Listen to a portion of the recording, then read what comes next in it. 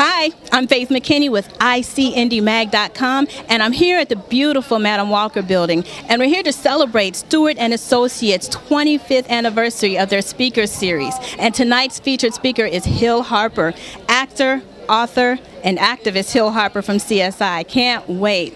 So, follow me.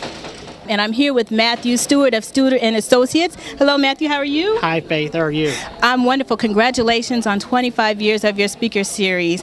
Now, what inspired you to start your speaker series? Well, I was a student down at Indiana University, Bloomington, and political science major. And upon graduating from Indiana University and coming back to Indianapolis, I found that there was not the kind of dialogue going on in the community that I would have liked to have seen going on, and so I thought a speaker series would be great to kind of help foster that dialogue. That's fantastic. Now tonight you have Hill Harper, and I'm really excited. You had Roland Martin and Dr. Ben Carson. Yes, your absolutely. First one. It's been a phenomenal year. Dr. Ben Carson, as you said, Roland Martin, and then to end the finality being Hill Harper. And we've had a packed reception hall, and now we're headed down to the theater for the lecture, and it's packed down there as well.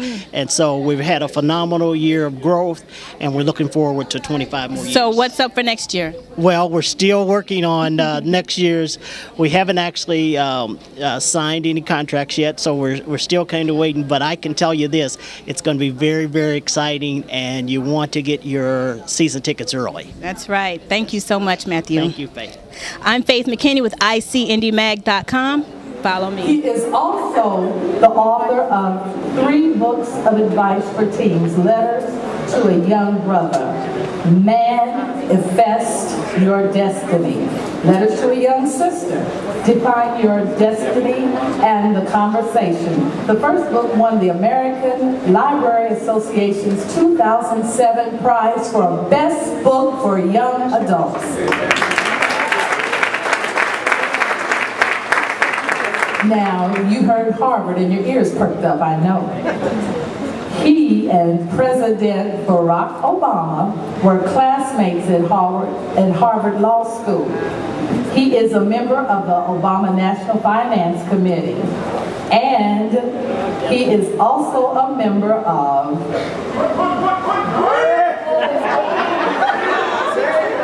Okay, I don't need to say anything else. At this time, we'll have a DVD that we want you to see. Put your hands together in the way that only Indianapolis fans, for our esteemed, our dynamic speaker.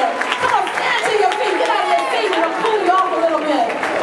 Put your hands together. Mr. Hill Harper. I'm so happy to be back here. This state I hold near and dear to my heart in this area. In fact, my roommate from college went to Broad Ripple High School.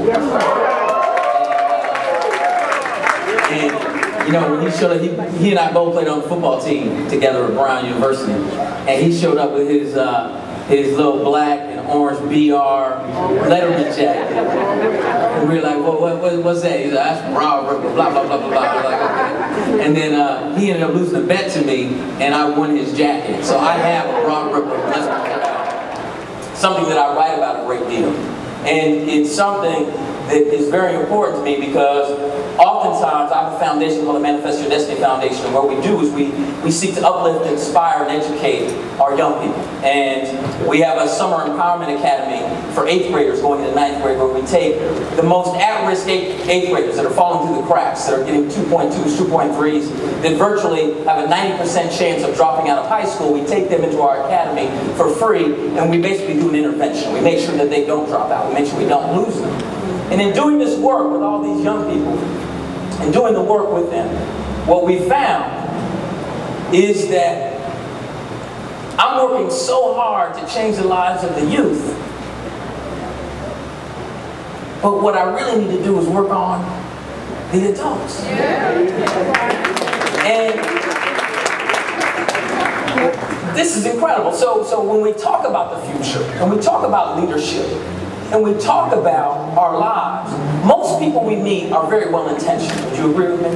Most people actually, how do we become leaders, true leaders in our own individual lives, and go from this Madam C.J. Walker Theater on this particular day in May to what we may have raised our hand about? And why is that important? It's important because what Dr. King said is that we are all tied together in a garment of mutual destiny. Dr. King said we're all tied together in a garment of mutual destiny, which means to me that no matter how well I may be doing, if you're not doing well, then we're not doing well. And that no matter how well the Colts are doing, or Lucas Oil is doing, if there's a young brother in Indianapolis that's failing out of 8th grade, then Lucas Oil is not doing well. And the Colts aren't doing well. So, we're all tied together in this garment of mutual destiny. So, in honoring that, I want to tell a little story. And show how staying on purpose is critical.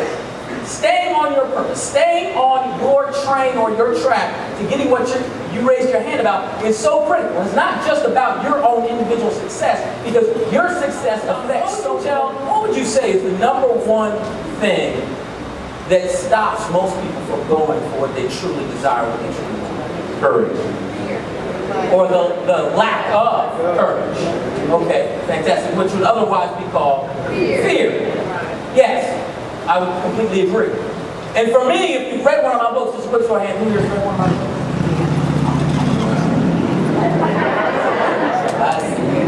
It's okay. If you've read one of my books, you know that for me, fear stands for false evidence appearing real. Fear is the false evidence appearing real. Vast majority of fears that we have are false. They've been given to us. We have been indoctrinated with them. Large part, I'll be honest, through my business. Hollywood is one of the #1 pushers of fear. We're like fear drug dealers. Why? Why do we push fear? We push fear to get your money. If we can convince you that you're not cool unless you have a certain type of sneaker or jean, or you're riding that right kind of car, then we get you that money. It makes you afraid not to have that right detergent. Because you'll have that stain in your clothes. You need the one that removes it 3 times. Right? I'm scared to not have the detergent that removes 3 times the stain. Fear. My business, that's all we put out, is fear. Right? That's all those commercials are during my show. In so much of our lives, we have this idea of what we want, and we can very well articulate it very clearly. We can raise our hand if we're asked if we have bowls and drinks. But so few of us end up staying on that track, end up staying on purpose. We get pulled off of purpose. And the question is why? And how can we stop it? So, I got called to do Jeopardy. And this is how this links in with my purpose. I said no, because listen, that whole fear thing, false evidence appearing real, works in reverse too. People know that I have 2 graduate degrees from Harvard. They assume I'm smart, but it's false evidence appearing real. Right? They just assume it. So I let them run with that false notion. So I didn't want to go on Jeopardy because those questions are hard. Right? So I didn't want to blow my cover. So I politely said no. But then the producer called me back and they said, Mr. Harper, we don't think you understand. I said, you don't think I understand what? They said, well, we don't think you understand the fact that you don't have to get one question right. And we will give your charity. We hear you have this charity called the Manifest Your Destiny Foundation, where you're doing really good work and sending kids to college, etc. I said, that's true. He said, well, you don't have to get one question right, and we're going to give your charity $25,000 for 22 minutes and 30 seconds of your time.